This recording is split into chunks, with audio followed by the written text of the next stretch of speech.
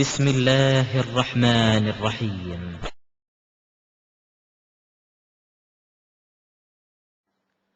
السلام عليكم ورحمة الله وبركاته.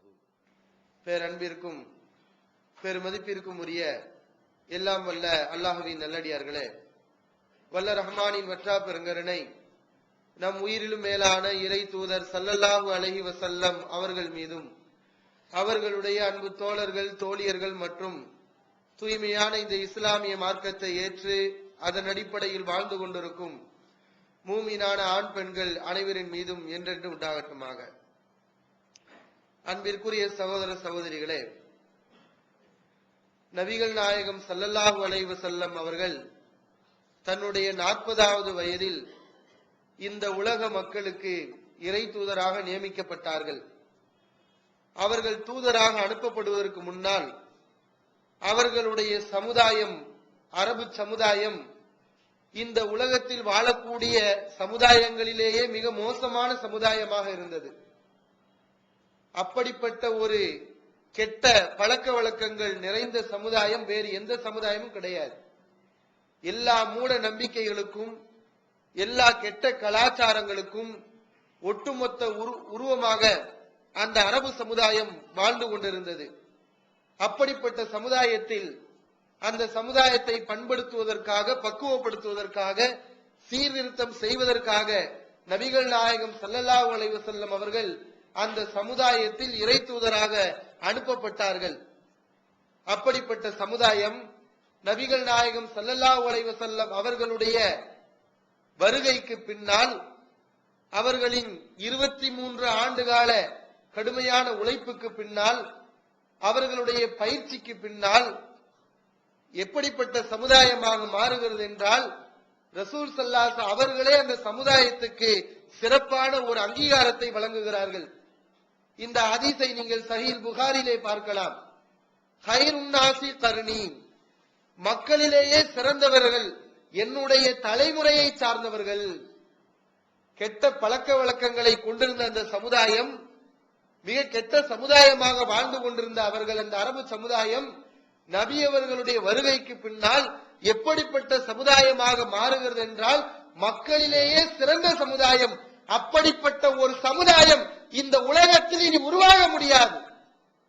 அந்த அளவுக்கு உயரிய குணங்களையும் நடத்தைகளையும் ஈமானிய வலிமையையும் நற்பழக்க வழக்கங்களையும் கொண்ட சமுதாயமாக நபிகள் நாயகம் ஸல்லல்லாஹு அலைஹி வஸல்லம் அவர்களால் உருவாக்கப்படுகிறது அந்த அரபு சமுதாயம்.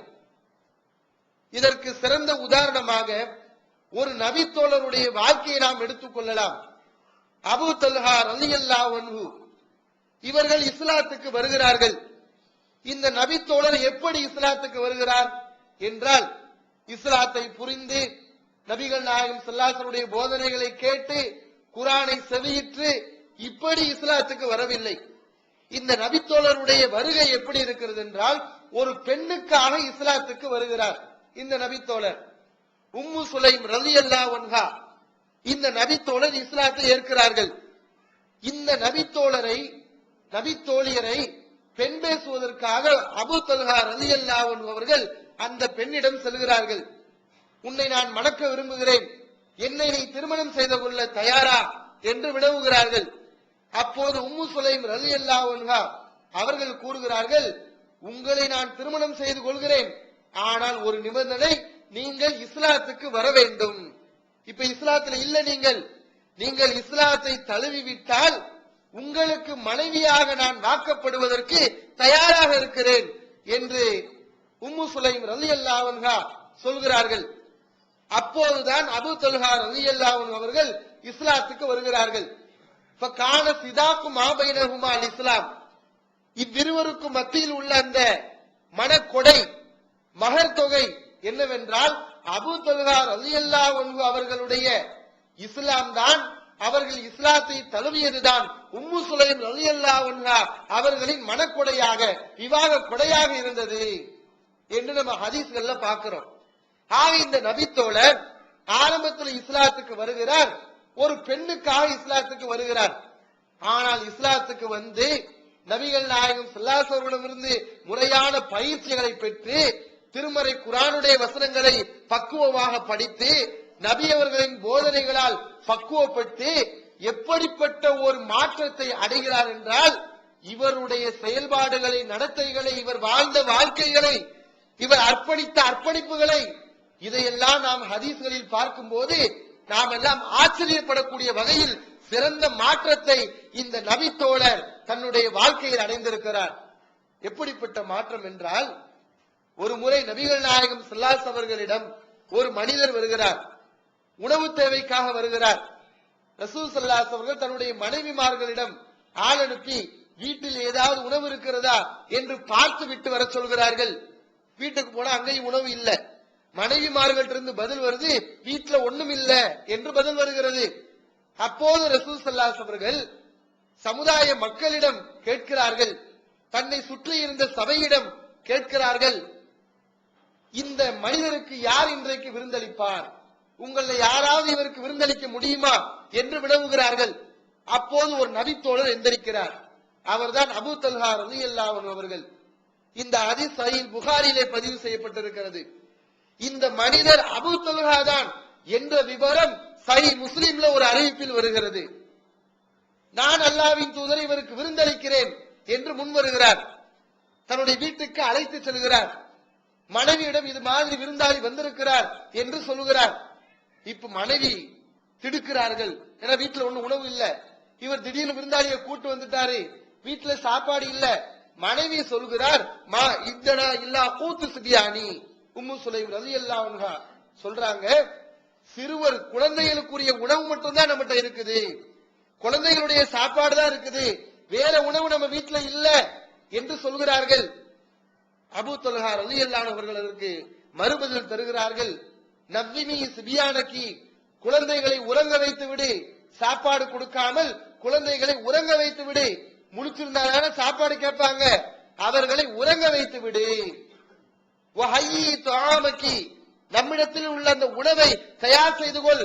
வஸ்மிஹி சிராஜகி, விளக்கை அணைத்து விடு.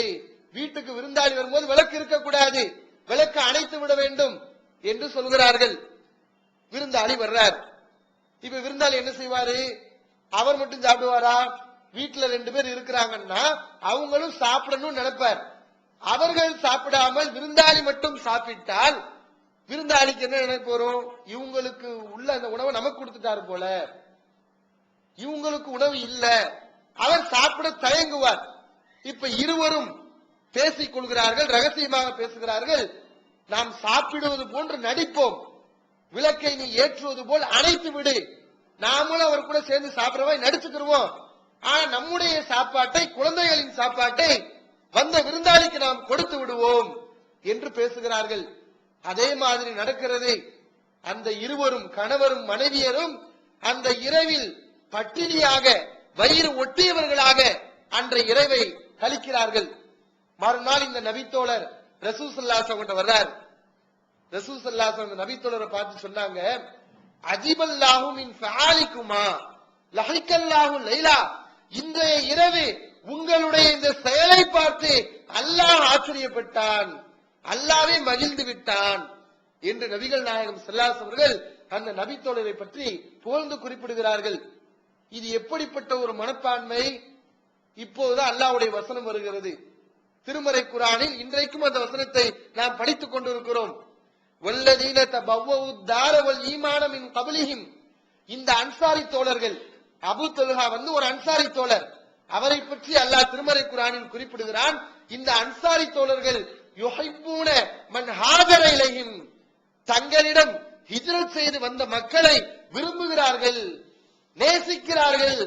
வலா யஜிதுன ஃபீ சுதூரிஹிம் ஹாஜத மிம்மா ஊது, இந்த ஹிஜ்ரத் செய்து வந்த இந்த மக்களுக்கு வழங்கப்படுகின்ற செல்வங்களை பார்த்து ஒரு காலம் தங்களுடைய உள்ளத்தில் காழ்ப்புணர்வு கொள்ள மாட்டார்கள்.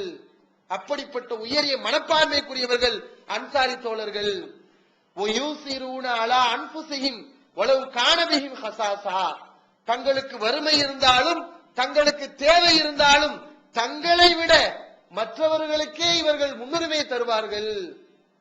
அப்படிப்பட்ட உயரிய மனப்பான்மைக்குரியவர்கள்.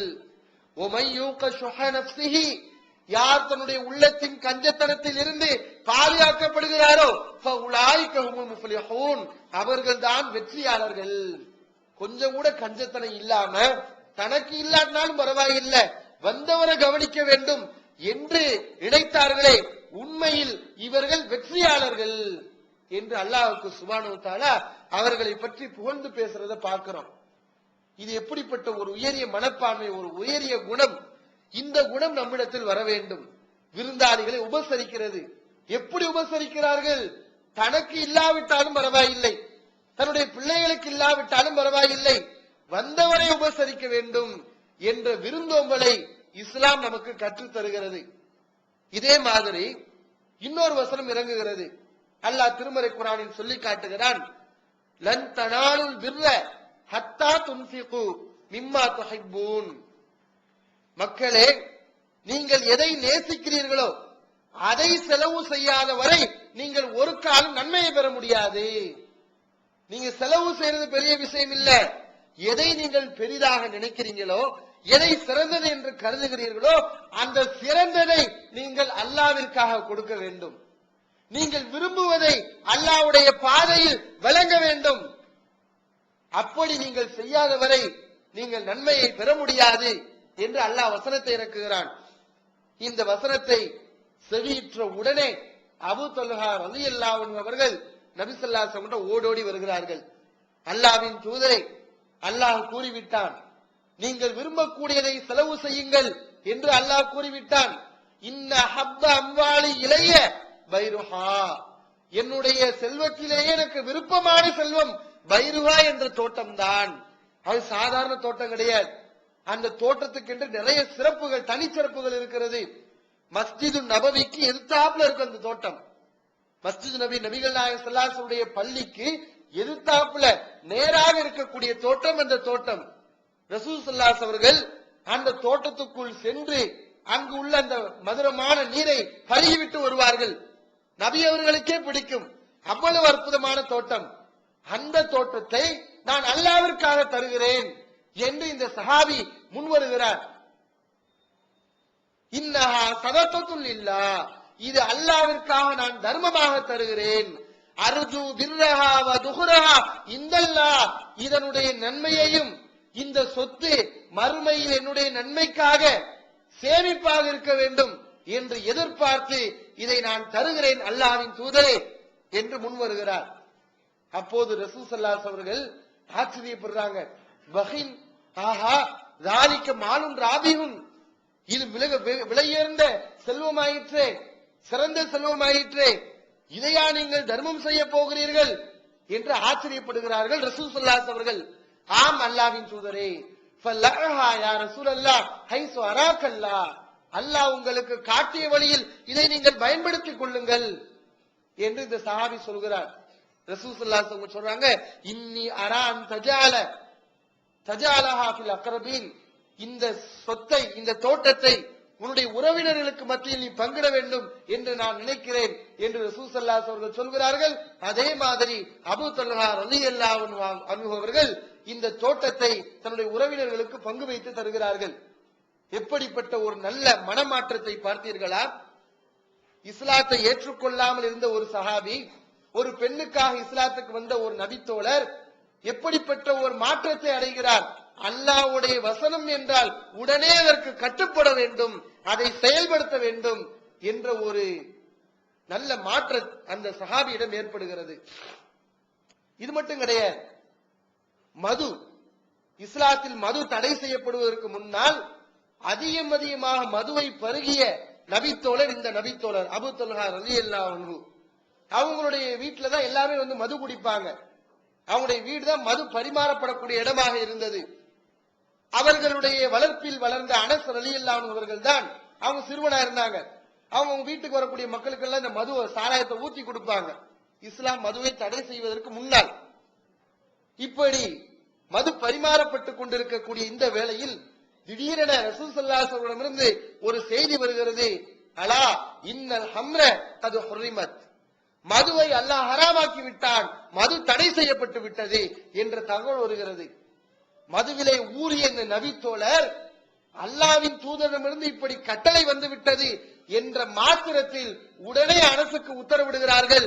அனசே உஹ்ருஜ், வெளியே சென்று பஹரிக்குஹா, இந்த மதுபானங்களை எல்லாம் கொட்டிவிட்டு வா, இவற்றை எல்லாம் அழித்து விடு என்ற ஒரு உத்தரவை இடுகிறார்கள். அனஸ் அவர்கள் மதுவை எல்லாம் கொண்டு சென்று மதீனாவுடைய தெருக்களில் கொட்டினார்கள் என்ற செய்தியை நாம் சஹீஹுல் புகாரில பார்க்கிறோம். இன்னைக்கு மதுவை மறக்கிறதே பெரிய பிரச்சனையா போயிருச்சு. பாக்குறோமா இல்லையா? புற்றுநோய்க்கு ட்ரீட்மெண்ட் கொடுக்கிற மாதிரி மதுவை மறக்க அதுக்கு ஒரு 6 மாசம் வாங்க என்றெல்லாம் ட்ரீட்மெண்ட் கொடுக்கறத பாக்குறோம். அந்த நபித்தோழருக்கு யார் ட்ரீட்மெண்ட் கொடுத்தா? ஈமான் தான் ட்ரீட்மெண்ட். குர்ஆன் வசனங்களையும் ரசூல் ஸல்லல்லாஹு அலைஹி வஸல்லம் போதனைகளையும் ஆழமாக உண்மையாக நம்பினார்கள். மதுவை பருகி கொண்டிருக்கிறார்கள். உடனே உத்தரவு வருகிறது, மது ஹராம். அடுத்த நிமிடமே அந்த மதுவை தெருக்களில் கொட்டுகிறார்கள் என்றால் இந்த மாதிரியான ஒரு ஈமானிய உறுதி நம்மிடத்தில் வர வேண்டும். ஹராம் என்று தெரிந்தால் உடனே அந்த ஹராமை விட்டு விலக வேண்டும். அல்லாஹ்விற்காக அதை தூக்கி எறிய வேண்டும். அப்படிப்பட்ட சமுதாயமாக இருந்தால்தான் அவர்களை போன்று நாமும் சிறந்த சமுதாயமாக மாற முடியும். செல்வத்தால் மட்டும் கிடையாது, உடலாலும் இஸ்லாத்துக்காக அரும்பெரும் தியாகங்களை செய்தவர் இந்த அபூ தல்ஹா ரலியல்லாஹு அன்ஹு அவர்கள். உஹது போர்க்களத்துல, இந்த ஹதீஸ் சஹீஹ் புகாரில பதிவு செய்யப்பட்டிருக்கிறது. உஹது போர்க்களத்துல நபிகள் நாயகம் ஸல்லல்லாஹு அலைஹி வஸல்லம் மக்கள் எல்லாம் ஓடுகிறார்கள். அப்போது அபூ தல்ஹா ரலியல்லாஹு அன்ஹு அவர்கள் ரசூல் ஸல்லல்லாஹு அலைஹி வஸல்லம் பக்கபலமா இருக்கிறாங்க. நபி அவர்களுக்கு முன்னால் தன்னுடைய உடம்பை கேடயமாக பயன்படுத்துகிறார்கள். அம்பு நல்ல எரிவாங்க. அபூ தல்ஹா எந்த அளவுக்கு நல்ல அம்பை இழுத்து எரிவாங்க.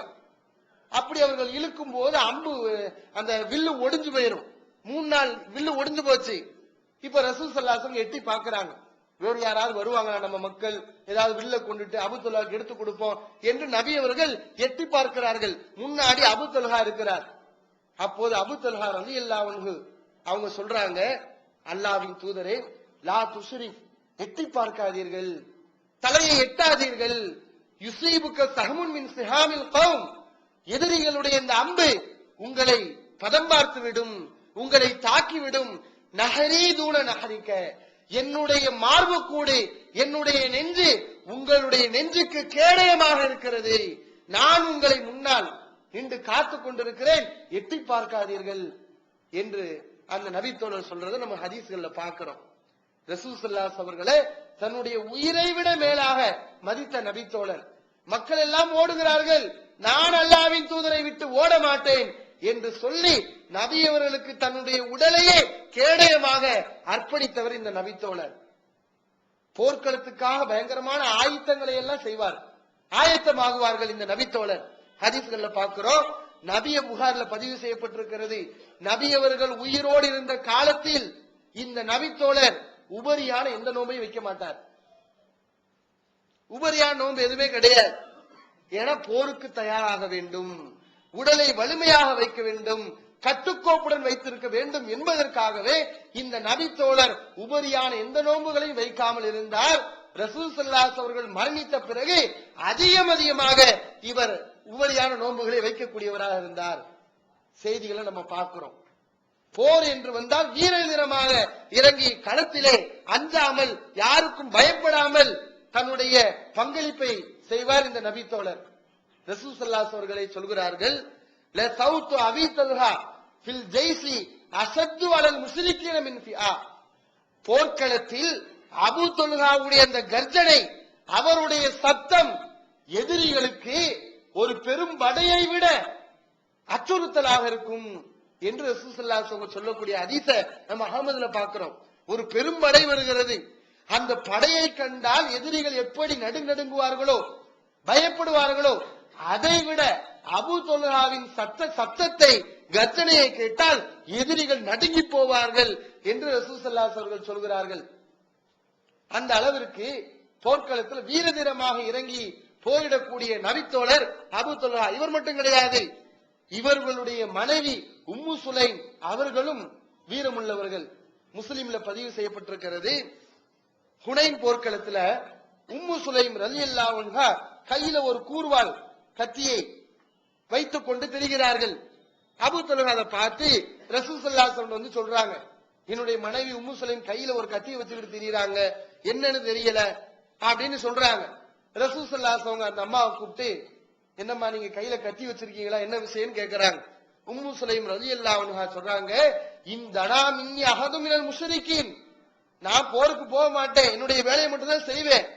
இணை வைப்பாளர்களில் யாராவது ஒருவன் என்னை நெருங்கினால் பக்கர்து பிஹி பத்னஹு, அவனுடைய வயிற்றை இந்த கத்தியால் நான் கிழித்து விடுவேன், அதற்காகத்தான் நான் வைத்துக் கொண்டிருக்கிறேன் என்று அந்த அம்மா சொல்றத பாக்குறோம். அவ்வளவு வீரமுள்ள பெண். நபிகள் நாயகம் ஸல்லல்லாஹு அலைஹி அவர்கள் இந்த பெண் சொல்லுவதை கேட்டுவிட்டு சிரிக்கிறார்கள், மகிழ்ச்சி அடைகிறார்கள். இப்படி வீரமுள்ள குடும்பம் தான் அபூ தொல்ஹா உம்மு சுலைம் ரலியல்லாஹு அன்ஹுடைய குடும்பம். இதெல்லாம் எப்படி?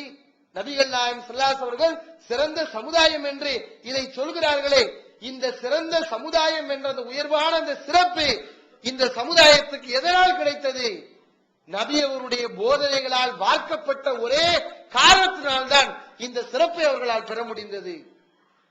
திருமறை குர்ஆனுக்கு கட்டுப்பட்டு வாழ்ந்த ஒரே காரணத்தால் தான் இந்த சிறந்த சமுதாயம் என்ற அந்த சிறப்பை இந்த சமுதாயத்தால் பெற முடிந்தது. கெட்ட சமுதாயம், மோசமான பழக்க வழக்கங்களை கொண்ட சமுதாயம், கெட்ட கலாச்சாரத்தின் குத்தகை என்றெல்லாம் பெயர் வாங்கிய அந்த பெயர்கள் மாற்றப்பட்டு சிறந்த சமுதாயம் என்ற அந்த கண்ணியம் கிடைக்கிறது என்றால் குர்ஆன், ஹதீஸ், அல்லாஹ்வுடைய வேதம், இறை தூதரின் போதனை என்ற இரண்டு அடிப்படையில் வாழ்ந்த காரணத்தால் தான் இப்படிப்பட்ட ஒரு மாற்றம் அந்த சமுதாயத்தில் ஏற்பட்டது. ஜக்காத் விஷயம், இன்னைக்கு நிறைய பேர் ஜக்காத்து கொடுக்கிறதே கிடையாது. ஏன்னா ஜக்காத்து கொடுக்கும் போது அப்படி இருதயத்தை அத்து போடுறாப்புல இருக்குது, நிறைய மக்களுக்கு கஷ்டமாக இருக்கிறது.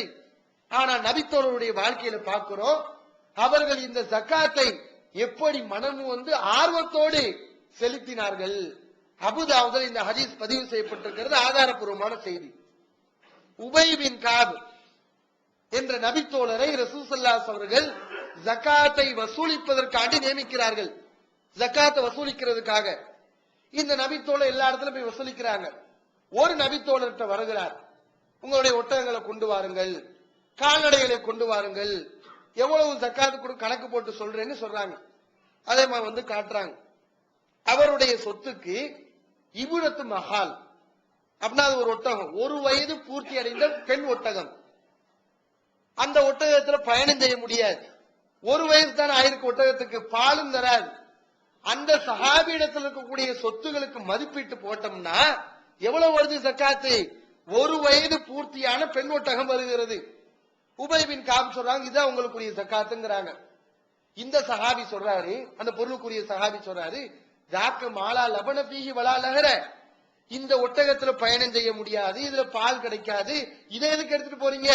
வலாக்கின் ஹாதிஹி நாக்கத்துன் ஃபதியத்துன், இதோ வாலிப ஒட்டகம் என்னிடத்தில் இருக்கிறது, சமீனத்துன் அலீமத்துன், கொளுத்த பெருத்த நல்ல ஒட்டகம் இருக்கிறது, இதை எடுத்துட்டு போங்க, இதுல நீங்க பயணம் செய்யலாம், இதுல நிறைய பால் கிடைக்கும், இதை எடுத்துட்டு போங்க என்று சொல்லுகிறார்.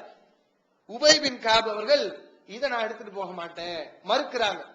ஏன்னா ரசூல் ஸல்லல்லாஹு அலைஹி வஸல்லம் ஜக்காத்தை வசூலிக்கிறாங்களே, அவங்களுக்கு ஒரு எச்சரிக்கை பண்ணியிருக்கிறாங்க. ஒய்யாக்க கராயிமல் அம்வால், மக்களுடைய நல்ல தரமான சொத்துக்களை எடுப்பதை விட்டு உங்களை எச்சரிக்கிறேன், மீடியமா நடுத்தரமா எடுத்துட்டு வரணும், ஜக்காத்தை வசூலிக்க போறேன்னு சொல்லி நல்ல விலையுயர்ந்த பொருள் எடுத்துட்டு வந்துடக்கூடாது என்று நபி அவர்கள் ஜக்காத்தை வசூலிக்கக்கூடிய எச்சரிச்சிருக்காங்க. இப்படி இந்த சஹாபி சொல்றாரா, உபை பின் கஅப் அவங்க சொல்றாங்க, அல்லாஹ்வின் தூதர் ஸல்லல்லாஹு அலைஹி அவர்கள் இவ்வாறு எனக்கு உத்தரவு போடல, நான் இதை எடுக்க மாட்டேன் என்று சொல்கிறார்கள். பிரச்சனை நடந்துகிட்டு இருக்கு. உபை பின் கஅப் அவங்க சொல்றாங்க, வேணும்னா ஹாதா ரசூலுல்லாஹ் கரீபு மின்க, அல்லாஹ்வின் தூதர் இதோ பக்கத்துல இருக்கிறாங்க, அவங்ககிட்ட போய் கேளுங்க, அவங்க இதை சரி ஏத்துக்கிறேன் என்று சொன்னால் நானும் ஏற்றுக்கொள்கிறேன் என்று ரசூல் ஸல்லல்லாஹு அலைஹி வஸல்லம் இந்த பிரச்சனையை திருப்பி விடுறாங்க. நபி ஸல்லல்லாஹு அலைஹி வஸல்லம் சாபி போய் எல்லா கணக்கையும் சொல்றார். ரசூல் ஸல்லல்லாஹு அலைஹி வஸல்லம் உபை பின் கஅப் அவங்க சொன்ன மாதிரியே ஜாக்கல்லதி அலைக்க, உபை சொன்னாரே அதுதான் உன் மேல கடமை, ஃபைன் தத்தபஅத பி கைரின் ஆஜரக்கல்லாஹு ஃபீஹி, நீ உபரியாக கொடுக்க நினைத்தால் இதை நீ கொடுக்கலாம், அல்லாஹ் உனக்கு கூலியை தருவான் என்று நபி ஸல்லல்லாஹு அலைஹி வஸல்லம் அதை ஏற்றுக்கொள்கிறார்கள். அந்த சஹாபி அதை மனம் வந்து கொடுக்கிறத பார்க்கிறோம். இங்கதான் நம்ம யோசிக்கணும், இந்த நபி தோழரை பார்த்தீர்களா, இன்றைக்கு சமுதாயத்துல மக்கள் இருந்து ஜக்காத்தை வாங்குறதுக்கு எவ்வளவு கஷ்டப்பட வேண்டி இருக்கிறது. ஆனால் இந்த நபித்தோழரை பாருங்கள், தன்னுடைய பங்கை விட நான் கூடுதலாகத்தான் தருவேன், அதிகமாகத்தான் தருவேன், அதை நீங்கள் வாங்கத்தான் வேண்டும் என்ற ஆர்வத்தோடு முன்வர்றத பார்க்கிறோம். ரசூல் ஸல்லல்லாஹு அலைஹி வஸல்லம் அந்த நபித்தோழருடைய செல்வம் அபிவிருத்தி பெற வேண்டும் என்று துஆ செய்கிறார்கள். இப்படி நபித்தோழர்கள் நல்ல பண்புகளை உரியவர்களாக இருந்தார்கள், நற்குணத்துக்குரியவர்களாக இருந்தார்கள். எவ்வளவு விஷயங்களை கேள்விப்படுறோம். பொறுமை வேண்டும், குற்றங்களை மன்னிக்க வேண்டும், எத்தனை நல்ல விஷயங்கள் நம்ம கேள்விப்படுறோம். அந்த நற்பண்புகள் எல்லாம் நம்மிடத்தில் வருகிறதா? நாம் கேள்விப்படுவதையெல்லாம் நம்முடைய வாழ்க்கையில் நடைமுறையில் வருகிறதா என்று பார்க்க வேண்டும். அந்த நடைமுறையில் வரும்போதுதான் உண்மையில் நாம் வெற்றியாளர்கள். நம்முடைய சொல்லில் மட்டும் இருந்தாலோ, நம்முடைய செவியில் மட்டும் இருந்தாலோ ஒரு காலம் வெற்றி பெற முடியாது. நாம் எதை கேட்கிறோமோ, எதை நாம் படிக்கிறோமோ அதை நம்முடைய வாழ்க்கையில் கொண்டு வர வேண்டும். அப்போதுதான் நாம் முழுக்க முழுக்க வெற்றிக்குரியவர்கள், சிறந்த சமுதாயமாக மாற முடியும். அப்படிப்பட்ட நல்ல சமுதாயமாக அல்லாஹ் நம் அனைவரையும் ஆக்கிடுவான். அல்லாஹ்